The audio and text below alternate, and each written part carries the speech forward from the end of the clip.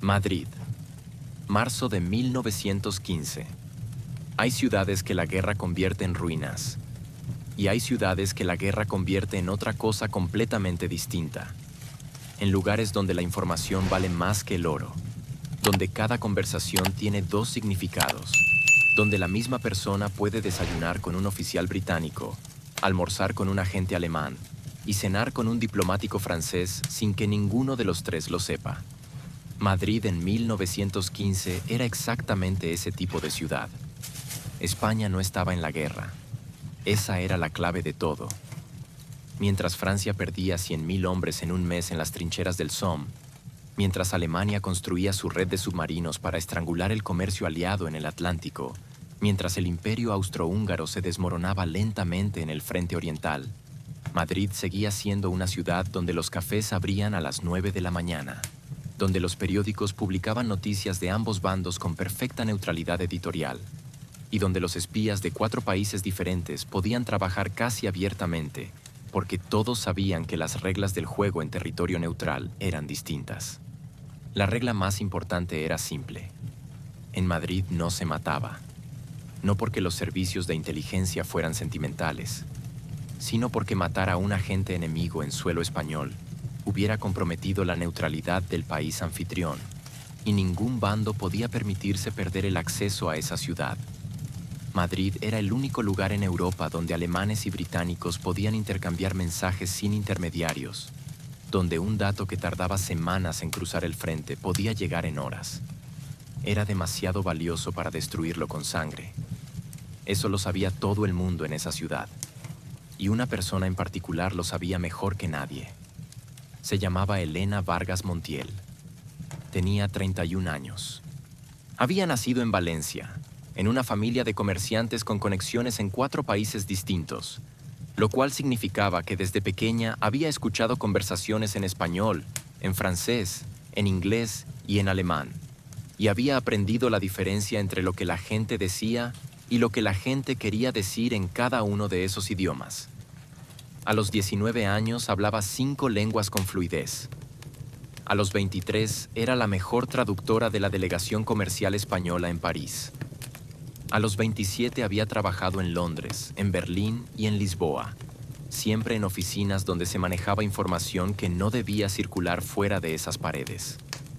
Llegó a Madrid en enero de 1915 con una maleta, un contrato para trabajar como traductora independiente para 3 bufetes de abogados distintos, y algo que nadie que la viera en la calle hubiera podido adivinar. En el mes anterior había sido contactada, de manera independiente, por los servicios de inteligencia de 4 países. Primero los alemanes, a través de un agregado comercial en Lisboa que habló con ella en un tono que fingía ser casual, pero no lo era. Luego los británicos, mediante una señora inglesa que frecuentaba el mismo café que Elena en Lisboa y que resultó ser cualquier cosa menos una turista. Luego los franceses, a través de un canal más directo. Un oficial de la Deuxième Bureau, que simplemente le mostró un documento con su nombre y le dijo que había 2 opciones. Y finalmente los rusos, por carta, lo cual era la manera más extraña de reclutar a alguien que Elena había visto nunca. Cada uno de los 4 le había pedido esencialmente lo mismo: que se instalara en Madrid, que usara sus contactos y sus idiomas para circular en los ambientes donde se movía la información y que les reportara lo que escuchara. Cada uno le había dejado claro que era exclusiva, que era su agente, que trabajaba para ellos y solo para ellos. Elena había dicho que sí a los 4, no porque fuera descuidada, no porque no entendiera el riesgo. Lo entendía perfectamente. La había calculado durante semanas antes de tomar esa decisión, con la misma precisión metódica con que había aprendido cada idioma que hablaba, identificando los patrones, buscando las reglas que organizaban el caos aparente, encontrando el margen de maniobra dentro del sistema. El margen existía, y era más amplio de lo que cualquiera de sus 4 empleadores imaginaba. La razón era esta: los 4 servicios de inteligencia querían información de Madrid, pero ninguno de los 4 sabía exactamente qué información tenían los otros 3. Lo que para Elena era una vulnerabilidad potencial, en la práctica era su mayor ventaja. Podía darle a cada uno algo real, algo verificable, algo que confirmara su valor como agente, sin darle a ninguno nada que los demás no pudieran manejar. La información que circulaba en Madrid era tan abundante que había suficiente para 4, siempre y cuando se repartiera con cuidado. Era un equilibrio difícil. Era el tipo de equilibrio que se rompe en cuanto una variable cambia inesperadamente. Elena lo sabía, pero también sabía que la alternativa era trabajar para uno solo, lo cual la ponía completamente en manos de una organización que, en ese mundo, podía decidir que ya no la necesitaba con consecuencias muy concretas. 4 empleadores significaba 4 seguros de vida simultáneos. Esa lógica era fría. Era la lógica de alguien que había aprendido a mover sus piezas en un tablero donde las reglas las escribían otros. Elena no había elegido ese tablero. Lo había encontrado al nacer en una familia que cruzaba fronteras por negocios, al crecer en un mundo donde una mujer que hablaba 5 idiomas era útil para todo el mundo, pero no era tomada en serio por nadie. Esa invisibilidad, que había sido una limitación durante años, en Madrid en 1915 era una herramienta. Nadie toma completamente en serio a quien subestima.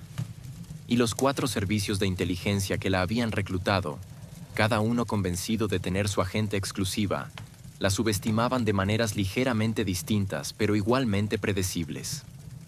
Los alemanes pensaban que era una mujer ambiciosa que necesitaba dinero y que no entendía del todo el alcance de lo que hacía. Los británicos pensaban que era una idealista con simpatías por la causa aliada que hacía lo correcto por razones morales. Los franceses pensaban que la tenían controlada mediante la amenaza implícita de aquel primer encuentro en Lisboa.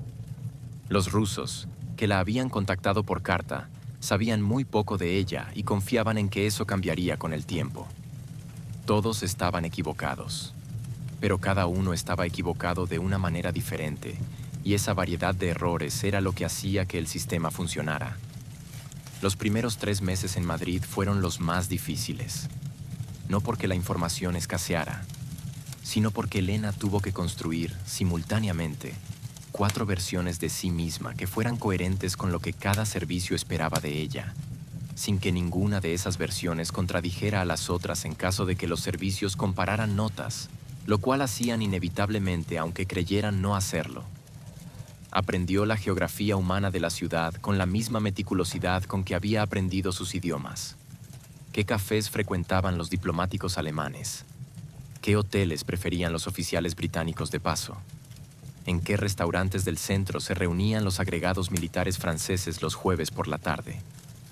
¿Qué librerías visitaban los agentes rusos, que tenían el hábito curioso de usar las librerías como puntos de contacto en todas las ciudades donde operaban? Aprendió también algo más sutil: la diferencia entre la información que circulaba en esos ambientes de manera genuina y la información que circulaba deliberadamente, colocada allí por alguno de los servicios para que llegara a los oídos del enemigo. Madrid estaba lleno de esa segunda categoría. Era una ciudad donde la desinformación fluía con tanta naturalidad como el vino en los bares del centro, y distinguir una de otra requería exactamente el tipo de mente que Elena tenía. Una mente entrenada durante años para detectar la diferencia entre lo que se decía y lo que se quería decir. Para el verano de 1915, Elena Vargas Montiel era, simultáneamente, la agente más valiosa que cada uno de sus 4 empleadores tenía en Madrid. Ninguno de los 4 sabía por qué. Madrid. Septiembre de 1915. El sistema que Elena había construido durante los primeros meses funcionaba sobre un principio que ella nunca había articulado en voz alta, pero que había formulado con precisión en su propia cabeza. A cada servicio le daba la verdad que podía usar sin que esa verdad la pusiera en peligro. No era mentira. Era algo más complicado que mentira. Era la comprensión de que toda información tiene al menos 4 dimensiones: lo que dice, lo que implica, lo que el receptor quiere escuchar y lo que el receptor puede hacer con ella. Elena controlaba las 4 simultáneamente en cada pieza de información que entregaba. A los alemanes les daba información sobre movimientos de barcos comerciales en los puertos atlánticos españoles, información que ella obtenía legítimamente a través de sus contactos en bufetes de abogados que representaban compañías navieras. Era información real, verificable, útil para los planificadores de la guerra submarina alemana. Pero Elena cuidaba de que siempre llegara con un retraso de 48 horas respecto a la actualidad.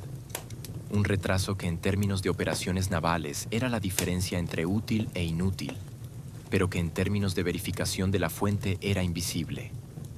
A los británicos les daba información sobre las redes de contactos de la comunidad alemana en Madrid, nombres de intermediarios, direcciones de casas de seguridad, patrones de comunicación.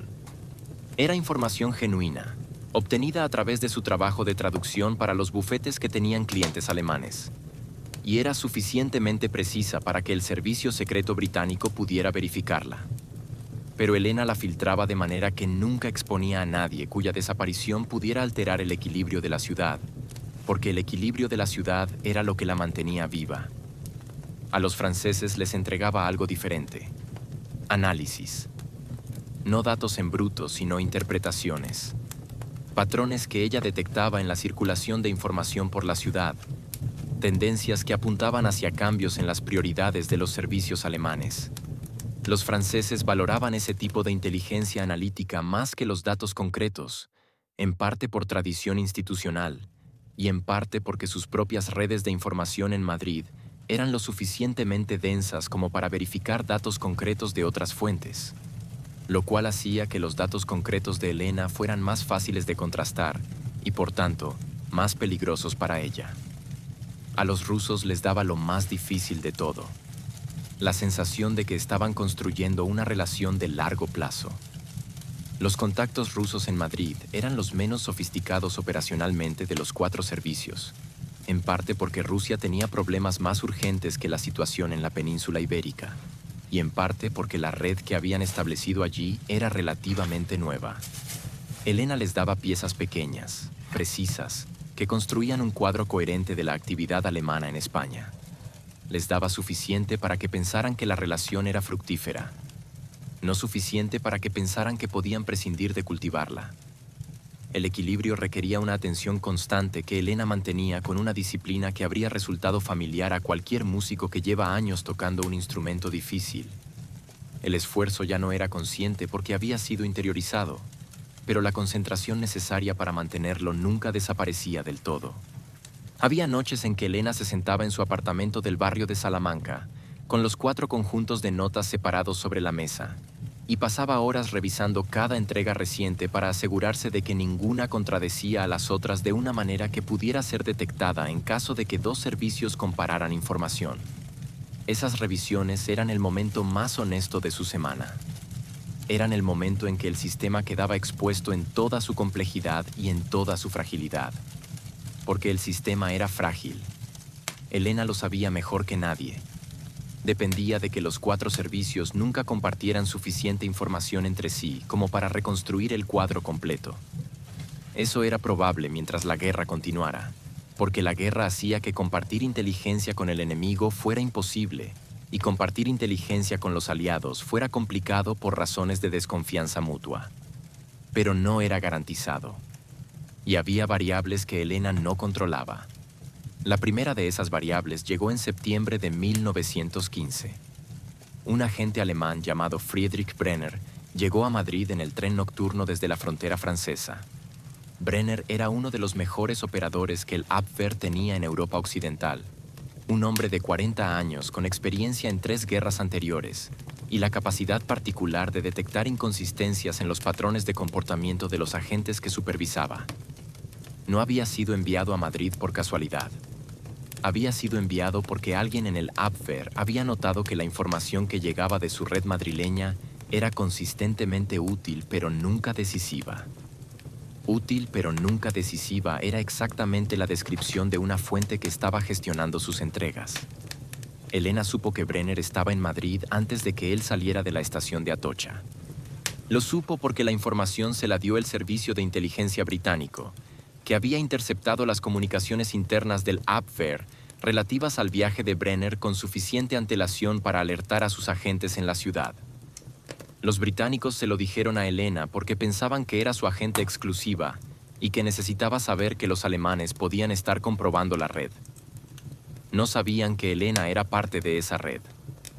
Esa paradoja, que la protección de un servicio llegara a través de la vigilancia de otro, era exactamente el tipo de situación que hacía que el sistema de Elena fuera tan difícil de mantener y tan difícil de abandonar. Brenner pasó 3 semanas en Madrid. Durante esas 3 semanas, Elena mantuvo con la red alemana un perfil de actividad absolutamente normal. Entregó su información habitual con su retraso habitual. Asistió a los encuentros de siempre en los lugares de siempre. No cambió nada que pudiera interpretarse como una reacción al escrutinio. Lo único que cambió fue lo que no se podía ver. La información que Elena entregó a los alemanes durante esas 3 semanas fue ligeramente más sustancial que de costumbre. No dramáticamente. Solo lo suficiente para que, si Brenner revisaba los registros de las últimas entregas, encontrara un patrón coherente de fuente genuinamente comprometida. Era un movimiento de precisión quirúrgica. Dar más en el momento en que alguien está mirando para verificar que no das poco. Elena lo ejecutó sin que se notara la diferencia de tensión en ninguno de sus encuentros de esa semana. Brenner se fue de Madrid sin hacer ningún reporte de alarma sobre la fuente, pero dejó algo detrás. No lo sabía, porque no podía saber que Elena había detectado su presencia desde el primer día. Lo que dejó fue la confirmación de que los alemanes tenían dudas. Dudas que podían regresar. Dudas que podían, la próxima vez, venir con menos aviso previo. La segunda variable llegó 2 meses después, en noviembre, y fue más complicada.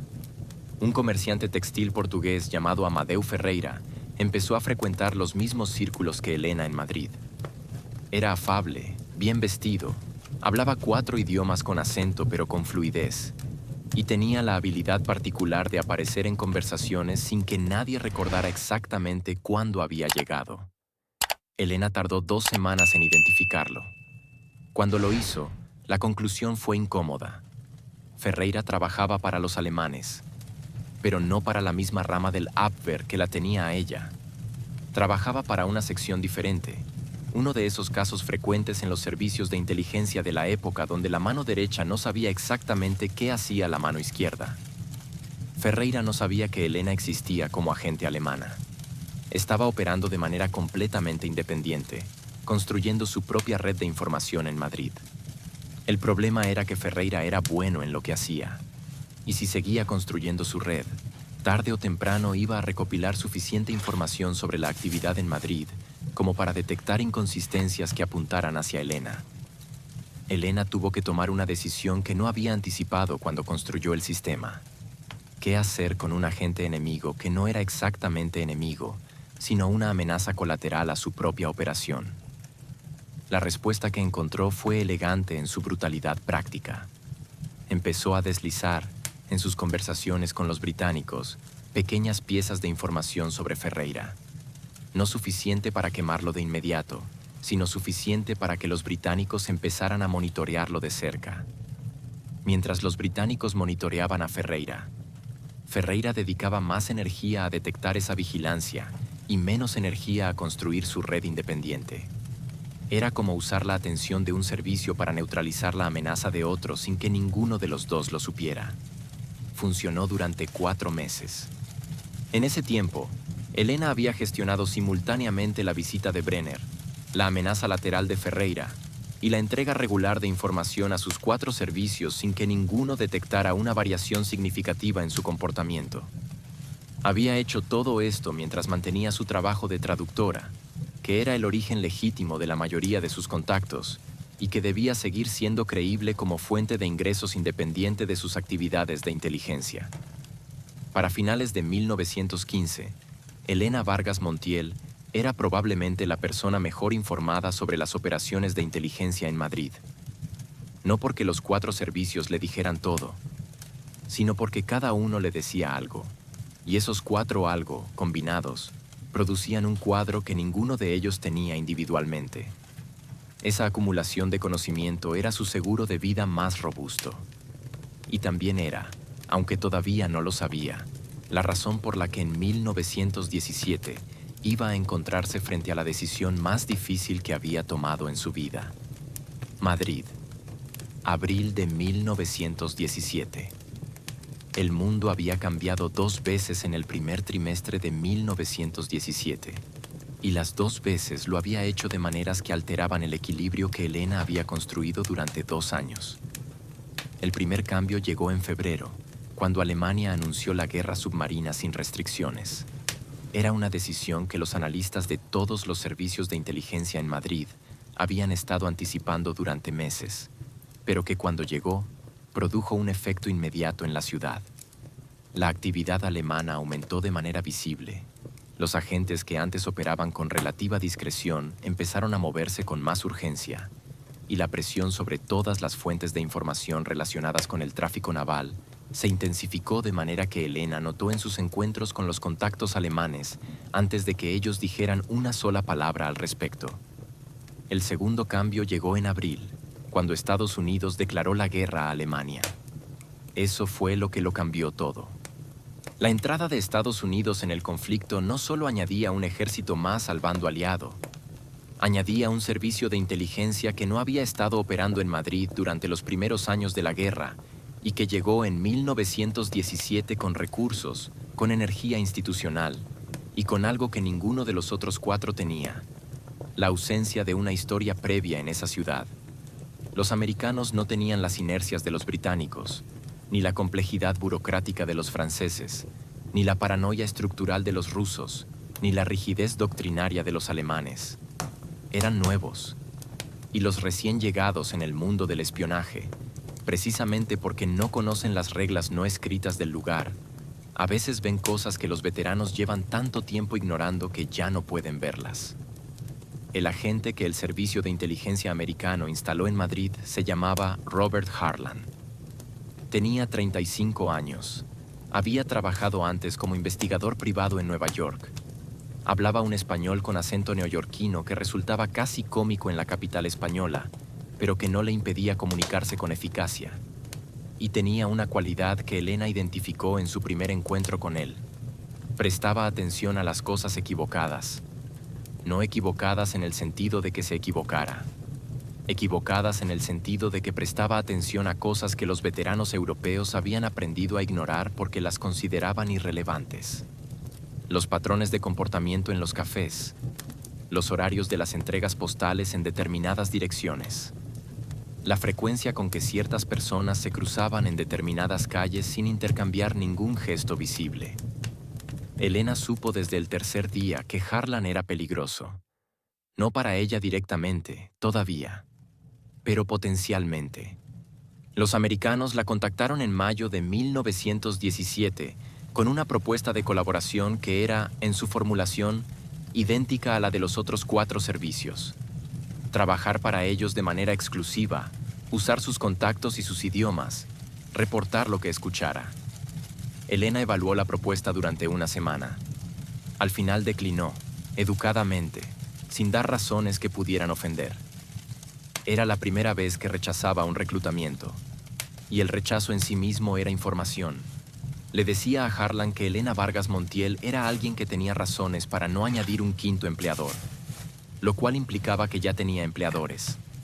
Harlan no dijo nada en ese momento, pero Elena vio en su expresión que había registrado la información. Ese fue el mes en que el equilibrio empezó a moverse de una manera que Elena no podía controlar completamente por primera vez desde que había llegado a Madrid. Y entonces llegó la información que lo cambió todo. Llegó a través del canal menos esperado. Un traductor rumano llamado Constantin Dobre, que trabajaba para el consulado austrohúngaro en Madrid y que llevaba meses vendiendo pequeñas piezas de información a varios compradores simultáneamente, sin el sofisticación ni la disciplina de Elena, simplemente como una manera de complementar un salario que no alcanzaba. Elena lo conocía. Lo había observado durante tiempo suficiente para entender exactamente lo que hacía y para considerarlo un ruido de fondo del ambiente, alguien demasiado pequeño e indisciplinado para representar una amenaza o una utilidad significativa. En julio de 1917, Dobre la buscó en el café donde ella solía trabajar por las mañanas. Se sentó sin ser invitado. Pidió un café. Luego, sin preámbulo, le dijo en un alemán susurrado que había escuchado algo en el consulado que no sabía qué hacer con ello. Lo que había escuchado era esto: Los alemanes estaban planificando una operación en aguas españolas que involucraba el hundimiento de varios barcos neutrales, incluyendo 2 barcos españoles, de una manera que podía atribuirse a minas a la deriva y no a torpedos alemanes. El objetivo era mantener a España alejada de cualquier posible entrada en el conflicto del lado aliado, generando un incidente que pareciera obra del azar más que de una potencia beligerante. La operación estaba planificada para agosto. Los barcos ya estaban identificados. Las tripulaciones, que no sabían nada, serían las víctimas del engaño. Elena escuchó a Dobre hasta el final sin cambiar su expresión. Le preguntó de dónde venía esa información. Dobre dijo que la había escuchado en una conversación entre 2 oficiales del consulado que pensaban que el despacho estaba vacío. Elena le pagó lo que le pedía, que no era mucho, y lo despidió con la misma neutralidad con que hubiera despedido a cualquier contacto rutinario. Luego se fue a su apartamento y pasó el resto del día sin salir. La operación que Dobre había descrito era real. Elena lo sabía porque tenía suficiente contexto acumulado de 2 años de información para reconocer cuando algo encajaba en el cuadro general de una manera que solo podía significar que era verdad. El timing coincidía con cambios recientes en la actividad de los contactos navales alemanes que ella había notado sin entender su significado. Los detalles sobre los métodos eran consistentes con las capacidades que sabía que los alemanes tenían en el Mediterráneo occidental. El problema era qué hacer con esa información, porque esa información no podía entregarse a ninguno de sus 4 empleadores sin consecuencias que rompieran el sistema por completo. Si se la daba a los alemanes, era absurdo. Era su operación. Si se la daba a los británicos la usarían de una manera que inevitablemente llevaría a los alemanes a investigar cómo había llegado esa información a manos enemigas, lo cual apuntaría directamente a las fuentes que tenían acceso a comunicaciones del consulado austrohúngaro, lo cual era un círculo muy pequeño que incluía a Dobre y, indirectamente, a Elena. Si se la daba a los franceses o a los rusos, el resultado sería similar, con la variante de que tanto Francia como Rusia tenían razones adicionales para querer explotar esa información de maneras que maximizaran el daño a Alemania, lo cual aumentaba la probabilidad de que la fuente quedara expuesta en el proceso. Y si se la daba a los americanos, que eran los que tenían más capacidad práctica para hacer algo útil con ella en ese momento, estaba abriendo una puerta con Harlan que Elena había decidido conscientemente mantener cerrada. Pero los barcos tenían tripulaciones. Y las tripulaciones eran personas que iban a morir en agosto sin saber por qué. Eso era lo que Dobre había traído a su mesa de café, sin entender completamente lo que traía. Una decisión que Elena no podía tomar usando el sistema que había construido, porque el sistema estaba diseñado para distribuir información de manera que protegiera su posición. Y esta información, si se distribuía de la manera que protegía su posición, no llegaría a ningún lugar útil a tiempo. Elena pasó 4 días con esa información en la cabeza sin dormir bien ninguna noche. No era indecisión. Era la experiencia de alguien que entiende exactamente el peso de cada opción y que sabe que ninguna es limpia. En esas noches revisó mentalmente cada pieza de información que había acumulado en 2 años, buscando un camino que no hubiera visto todavía. Lo encontró en el 5.º día. Era imperfecto. Iba a costarle algo que no podía recuperar, pero era el único que podía funcionar. Elena fue a ver a Harlan. No al lugar donde los americanos tenían su punto de contacto habitual. Fue directamente a su hotel, que ella sabía porque había aprendido hace tiempo a saber dónde se alojaban los agentes relevantes en la ciudad. Lo esperó en el vestíbulo. Cuando Harlan entró y la vio, su expresión cambió de la misma manera que le había cambiado el día que ella rechazó el reclutamiento, registrando información sin revelar qué hacía con ella. Elena le dijo que tenía algo que quería compartir con él, sin condiciones, sin intercambio, solo porque le parecía que él era el que podía hacer algo útil con ello. Harlan la llevó a una habitación del hotel. Escuchó lo que Elena tenía que decirle sobre la operación planificada para agosto, con todos los detalles que Dobre le había proporcionado y los que ella había añadido desde su propio conocimiento del contexto. No tomó notas. La escuchó hasta el final. Luego dijo, ¿por qué me lo dice a mí? Elena respondió, porque usted es el único que puede hacer algo con esto sin que yo quede expuesta en el proceso. Harlan la miró durante un momento. Luego dijo, ¿y qué quiere a cambio?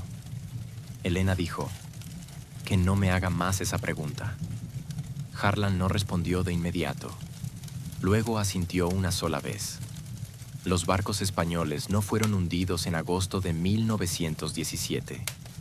La operación alemana fue abortada en una fase temprana por razones que los archivos del Abwehr, desclasificados décadas después, describen simplemente como filtraciones en la cadena de planificación. Los alemanes nunca identificaron la fuente de esa filtración. La investigación interna que realizaron apuntó en varias direcciones falsas y se cerró sin conclusiones. Dobre fue expulsado de su puesto en el consulado austrohúngaro en octubre de 1917, aparentemente por razones administrativas no relacionadas con el episodio de julio. Abandonó Madrid y no regresó. Harlan siguió en Madrid hasta el final de la guerra. Nunca volvió a contactar a Elena de manera formal.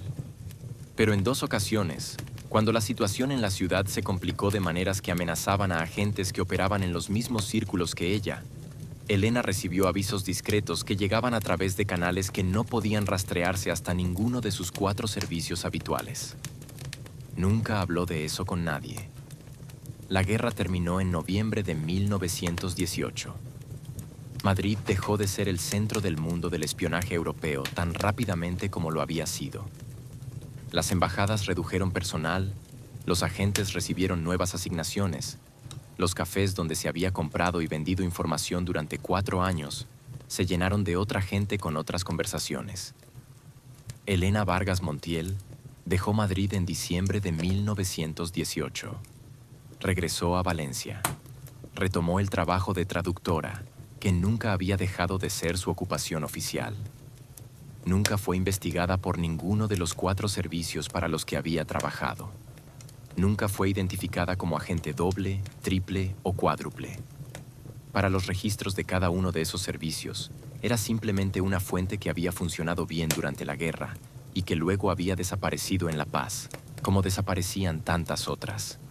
Vivió hasta 1952. Pasó esos 34 años en Valencia, traduciendo documentos comerciales y literarios, enseñando idiomas de manera privada y manteniendo una correspondencia extensa con personas de varios países que la conocían como traductora y como intelectual, con un dominio excepcional de las lenguas europeas. No escribió memorias. No habló con periodistas. No dejó ningún documento que describiera lo que había hecho durante los 4 años de la Primera Guerra Mundial en Madrid. Hay una sola referencia indirecta a ella en los archivos desclasificados del Servicio Secreto Británico, en un informe de 1919 que analiza la efectividad de la red de información en España durante el conflicto. En una nota marginal, un analista anónimo escribió que la fuente identificada como agente Montiel había proporcionado información consistentemente útil durante el periodo 1915 a 1918, pero que nunca había podido determinarse con exactitud cuál era su motivación principal. La nota termina con una pregunta sin respuesta. ¿Trabajaba para nosotros o simplemente nos usaba? Es la única pregunta sobre Elena Vargas Montiel que todavía no tiene respuesta en ningún archivo de ningún país. Pero hay algo que sí puede responderse, aunque los archivos no lo digan de manera explícita. En el verano de 1917, cuando Elena fue al hotel de Harlan con información que nadie le había pedido y que iba a costarle la exposición parcial que había pasado 2 años evitando, hizo algo que no estaba en ningún manual de inteligencia. No lo hizo por lealtad a ninguna bandera. No lo hizo por dinero. No lo hizo porque alguno de sus empleadores se lo pidiera. Lo hizo porque había barcos con tripulaciones. Y las tripulaciones eran personas.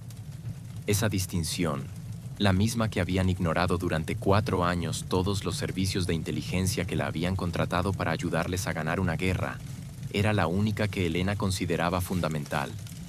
En una ciudad donde todos mentían y nadie moría, ella había encontrado la única línea que no estaba dispuesta a cruzar. Y la había cruzado en la dirección correcta. Cierre.